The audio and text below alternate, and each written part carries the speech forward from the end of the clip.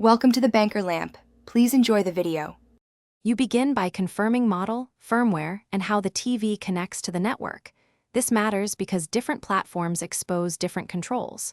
Once done, enable any developer or advanced settings and note your current DNS and router credentials so you can revert changes if needed. Make a quick backup to USB or screenshot settings. Now you'll choose one first action. Change DNS to block ad domains, or install a system-level ad blocker if the platform supports apps. Either path starts blocking requests. Next, you'll apply the core blocking step. Implement DNS filtering or host-level blocking.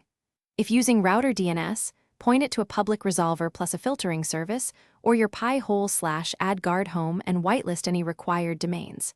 If you can edit the TV host's file or install an ad blocking app, add known ad domains there and remove staging caches.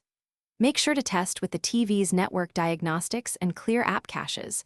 Once configured, reboot the router and TV so cached DNS results refresh and blocking takes effect.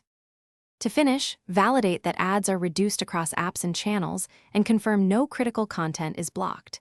If something breaks, revert the last change first and then whitelist specific domains rather than disabling the whole filter. Make sure firmware updates won't undo settings, reapply or automate DNS after updates.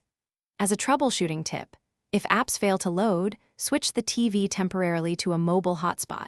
If it works there, the router/DNS filter is the cause, and you should inspect block lists and whitelists. Thanks for watching. If this was helpful, leave a like and consider subscribing. See you next time.